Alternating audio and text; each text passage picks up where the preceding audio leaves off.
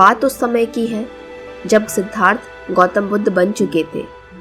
गौतम बुद्ध एक दिन पेड़ के नीचे बैठकर ध्यान साधना कर रहे थे।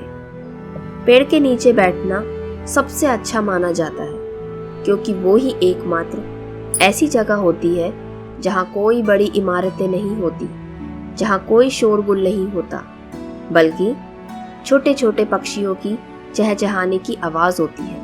बहुत ही सुखद आनंद महसूस होता है। उसी पेड़ के पास से एक बहुत लंबी नदी बहकर जा रही थी। उस नदी में एक बहुत बड़ा व्यापारी, जो पेशे से ज्योतिष भी था, नहाने के लिए आया था। नदी के किनारे उसने एक पैर का निशान देखा। उन पैरों के निशान का अवलोकन करना चाहा तो उसे ऐसा महसूस हुआ कि जिसका भी ये पैर का निशान है, वो व्यक्ति इस दुनिया पर राज करने लायक है, शासन करने लायक है। फिर उस ज्योतिष ने सोचा, क्यों ना मैं इन पैरों का अनुसरण करके पीछे पीछे चलता हूँ। मैं एक बहुत बड़े सम्राट से भेंट करूंगा। वो पैरों के निशान के पीछे पीछे चलते गए। अचानक उनके पांव रुक गए।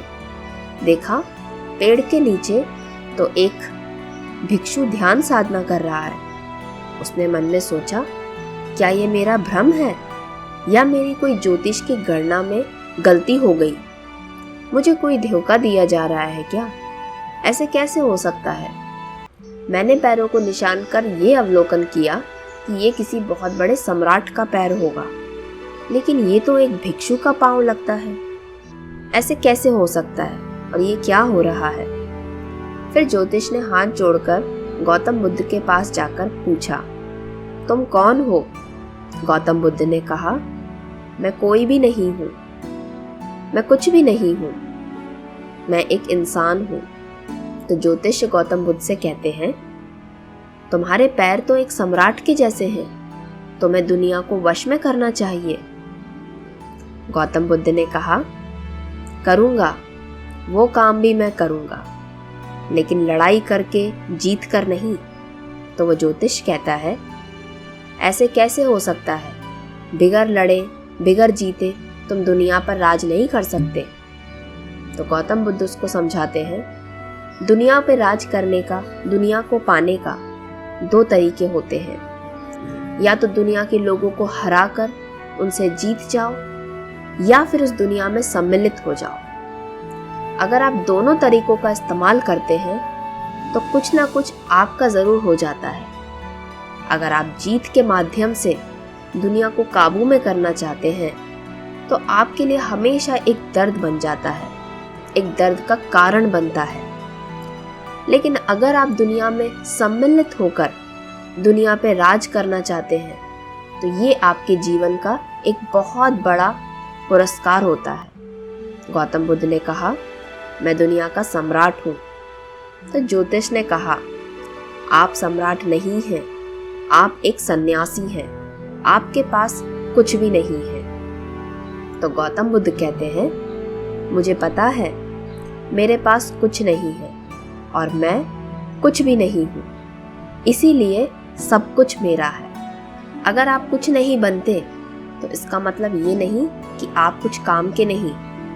अगर आप कुछ नहीं हैं तो इसका मतलब आप सब कुछ हैं। लेकिन अगर आप कुछ हैं तो इसका मतलब है आप केवल वही चीज़ है जिसके बारे में आप सोच रहे हैं। लेकिन अगर आप कुछ नहीं हैं तो आप सब कुछ बन सकते हैं।